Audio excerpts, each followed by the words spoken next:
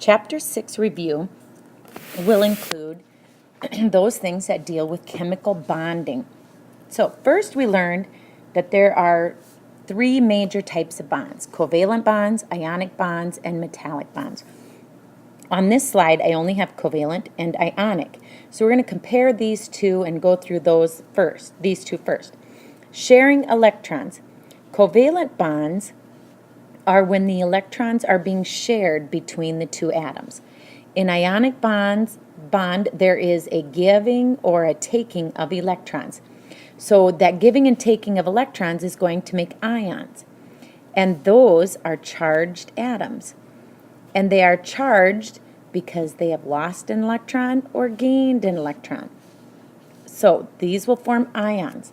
The forces that are holding these together for covalent would be the London dispersion forces, and that's the random movement of the electrons where it exposes the nucleus, which is positively charged, and it will attract the electrons, and so it holds the two atoms or multiple atoms together. Whereas in an ionic bond, the bond energy comes from the electrostatic attraction of the cations and anions, cations being positive, anions being negative.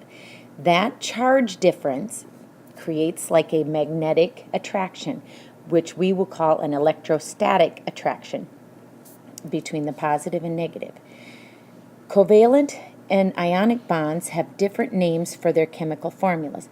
So first, defining what a chemical formula is, and maybe I should put this on the next slide.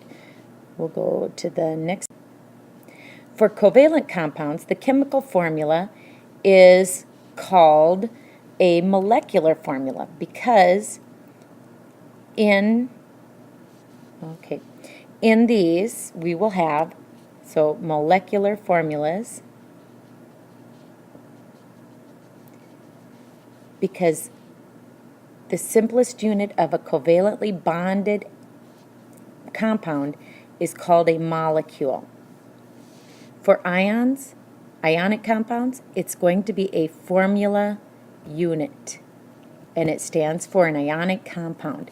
Molecules are only covalent. Remember that. That's important. So adding to the ionic compounds, we have a crystalline structure. These have a crystal shape, and we're going to see that with our metals as well. So we have a crystal shape here, and we'll see a crystal shape with the metals. Now, as far as covalent and ionic bonding, ionic bonds are going to form these crystals, and they are going to be rigid. The ions, the cations, and the negative anions are going to have a specific place that they have to be, and if there is any shift, then the positive by a positive will cause them to repel each other, and that's what causes them to break apart. Whereas with metals, they don't, and so we'll go back to, and we're going to discuss metals in the future here. The energy for ionic bonds is going to be called a lattice energy. And a lattice is, if you know what a lattice is, like in the garden, that's what viney things will crawl up, or people will put this lattice underneath their porches. But that's that crystalline structure. So the lattice energy is the energy that is held in those bonds of those crystals being in their specific arrangement. Metallic bonding, in review, is the bonding of this sea of electrons. Bonding due to this sea of electrons. There's still an electrostatic attraction, but the crystal structure will have the positive charge of these in the nucleus of the atoms that are next to each other. But we have this sea of electrons that flows around all of them. So no one atom has direct control over these S and D electrons from those orbitals that are way up in the highest energy orbitals up there, S orbitals, and then we're also filling the D's. So the more electrons you have, the stronger there is for a bond there. So the sea of electrons. The metals, they also form a crystal structure, but their crystal structure is flexible because of that sea of electrons. They also conduct heat and electricity because of the sea of electrons. The electricity can flow through on these positive and negative charges, and heat can be transferred by kinetic energy. They speed up the energy of those electrons, and it can be passed on through. So it's all due to that sea of electrons, which is a special characteristic for metals. So malleability and ductility are an important characteristic of metals. Malleability being able to hammer it into a specific shape, and ductility being able to be drawn into wire. So a chemical formula. I think if I asked you to give me an example of a chemical formula, all of you could. But what the definition is it is the atoms represented by symbols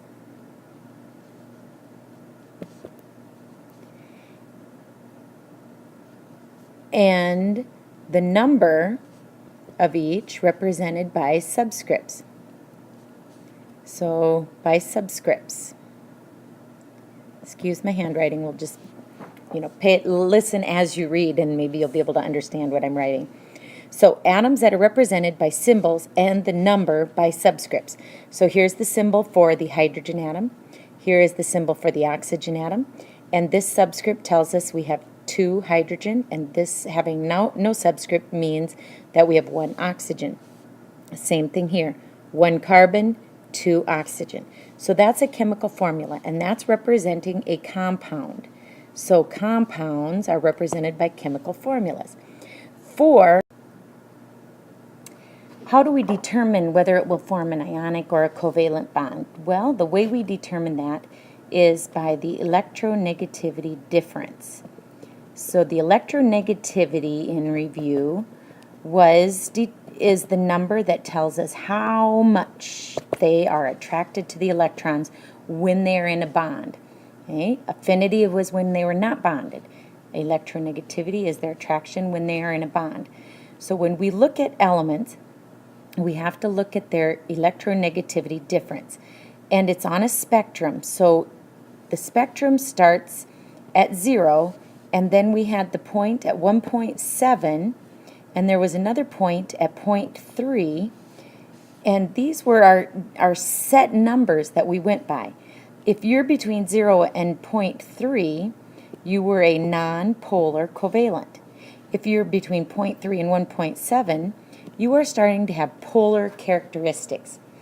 And so there's some ionic character in this polarity because you're going to have a predominantly negative side and a predominantly positive side. As you get to 1.7, you are becoming more and more ionic, and as you get to this side, you are ionic. And so your character becomes more and more ionic as you get across the 1.7. And so they often talk about what percent ionic character. So if it's right here, maybe it's 60% ionic character and it's 40% covalent character. So when we're talking about character, that just means how much is it behaving like an ion, which has a charge, and how much is it acting like it doesn't have a charge. And so this is the spectrum of bonding that takes place with compounds. Next in our review, we'll talk about electron dot and Lewis structures. Electron dot diagrams or notations indicate how many valence electron an atom has. Anything in group 1 had 1 valence electron, so lithium would have 1. And then moving across the periodic table, we know that group 2, so calcium, would have 2 valence electrons. Anything in group 13 is going to have 3. So aluminum, 1, 2, 3, sorry for my messy ones, and so on and so forth. So those were the electron dot.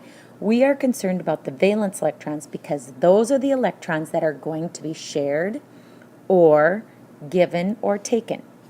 So with this knowledge of the Lewis or the electron dots, we can make Lewis structures. So when we take an element and we know it's Lewis dot structures, like carbon is 4, and we have another element and its Lewis dot structure is 1, we can put these together, and I'll make hydrogen pink, and we know that we'll need 4 hydrogen with this 1 carbon. And what we're trying to satisfy, so I'm just going to get rid of that because now I made my compound, is the octet rule. The octet rule is stating that the atoms are trying to achieve stable situations or stable configurations, and stable is determined by 8 electrons in their outer energy level, like a noble gas. So carbon here has 8, 2, 4, 6, 8. Hydrogen and beryllium, they like 2, and that works for them. And helium, of course, has 2, and that's full for it, and these guys. But for most of them, they want 8. There are the exceptions. They can single bond, double bond, or triple bond based on that. Single bonds share 1 pair. Double bonds share 2 pair. Okay, we're talking about pairs. And then triple bonds are 3 pair. So that's 2 electrons, 4 electrons, 6 electrons. Now using the Lewis dot to determine an ionic compound, when we're determining if they're going to or how they will bond ionically, if we would take magnesium, magnesium has 2 electrons, and chlorine has 7, 2, 4, 6, and 7.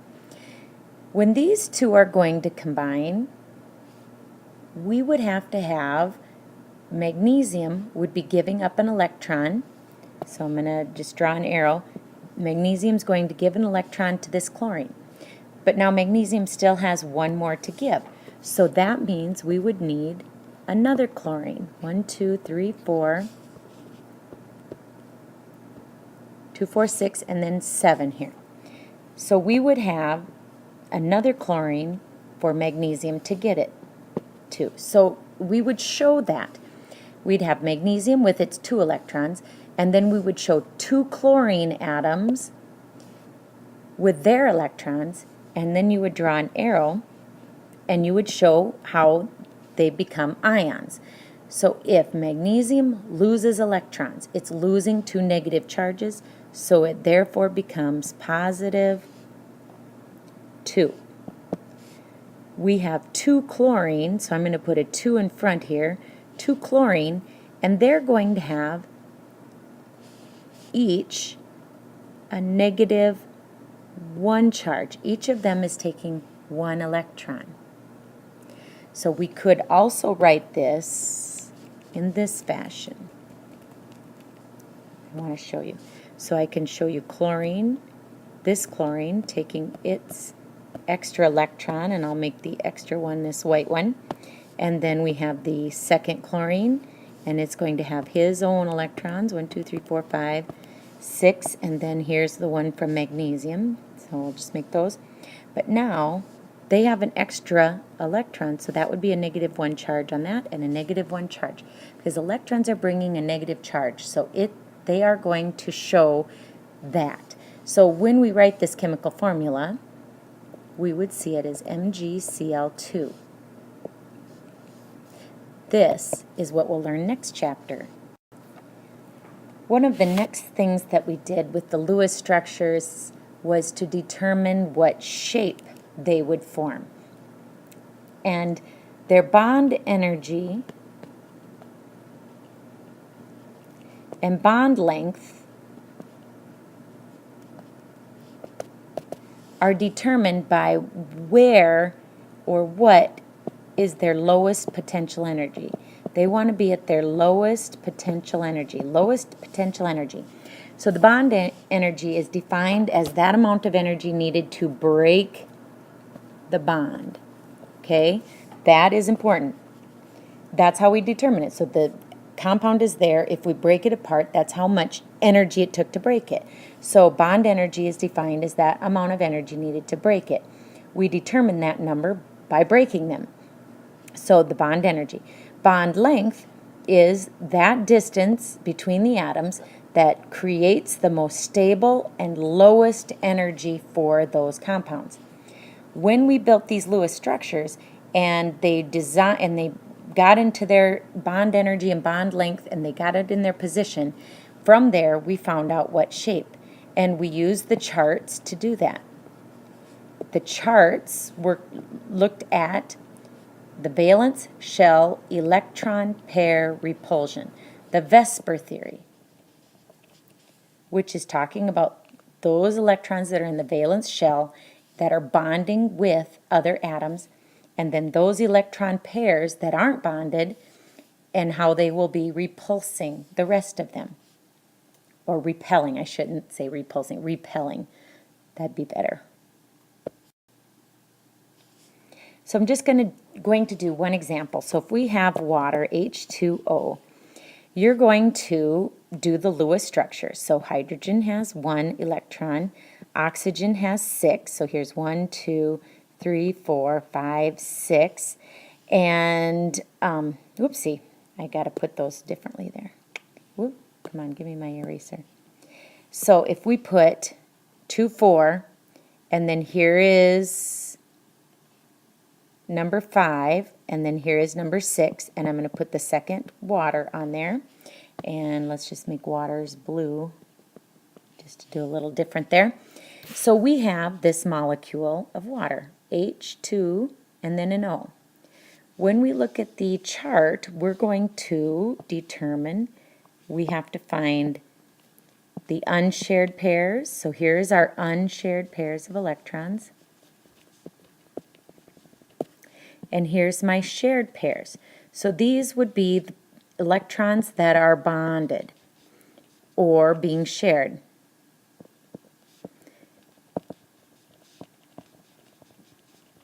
We will look on our chart and we will find the heading that means something about unshared pairs, or the electrons that are not in the bond and those electrons that are in the bond.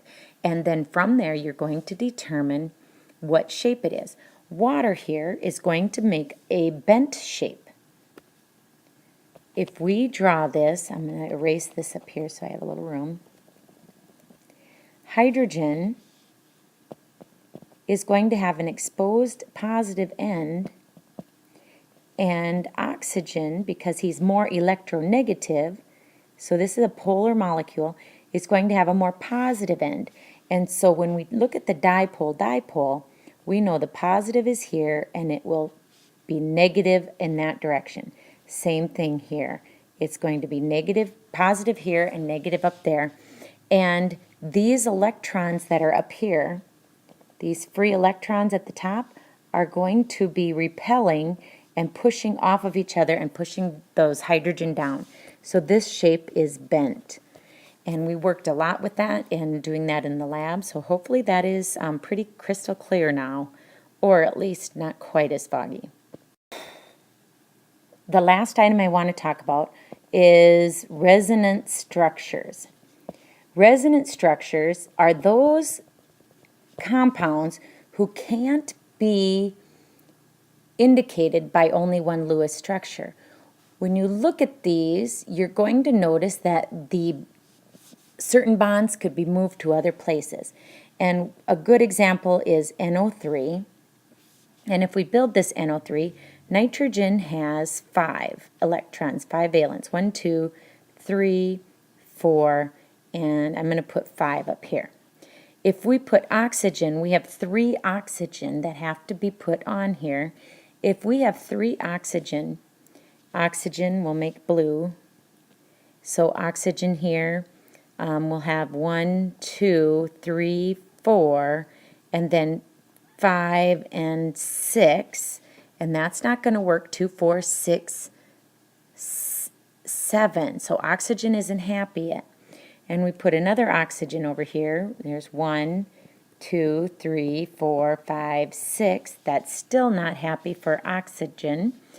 And if we put the third one over here, 1, 2, 3, 4, 5, 6, and then 1, 2, 3, 4, 5, and then 6. All of these oxygens have this loose electron out here. So this isn't a correct Lewis structure. What is going to happen is instead of forming those single bonds with the single nitrogens, we're going to have to think about double or triple bonds.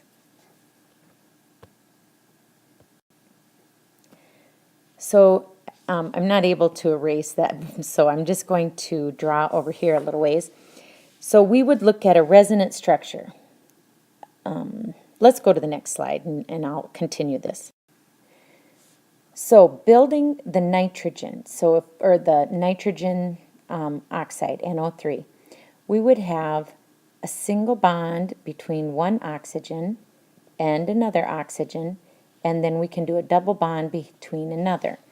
If we look at this, we can determine, I'll put in the bonds here, or in all the extra electrons. So I drew in the electrons on these two structures here, and to show you how, now in this is a resonance structure where this double bond here, this double bond can actually be moved to, excuse me. The double bond can be moved over to this oxygen, and also we could move this double bond over to this oxygen. So there's actually 3 resonance structures for this molecule.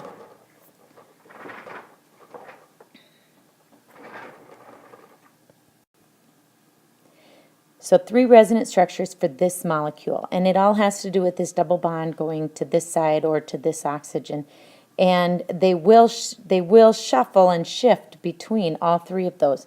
So you won't see, you could see any one of these forms of this molecule at any point in time. The last 2 things I want to talk about, polyatomic ions, and again, this is just a review. This is not meant to be the full teaching. Of course, we did lessons in class for all of these, but polyatomic ions, they're going to have a covalent bond holding them together, so covalent bonds between the atoms, but they will have an overall charge. What they've done is they have gained or lost electrons in order to satisfy their octet rule, and they will form covalent bonds to do that, but this overall charge then will be indicated by putting that molecule inside the brackets and putting the charge out here, whether it be +1, +2, +3, etc.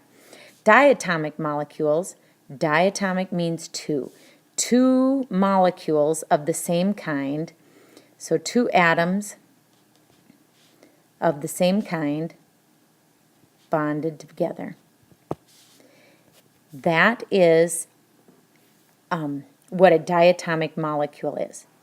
The next slide, we're going to talk about some of the questions on the practice test. Actually, I'm not going to have time to do that at this moment, but I will do a separate lesson video for the kind of answering some of the questions on the test. So what I would suggest is read the chapter and do some of the practice problems at the back of the chapter and in the chapter.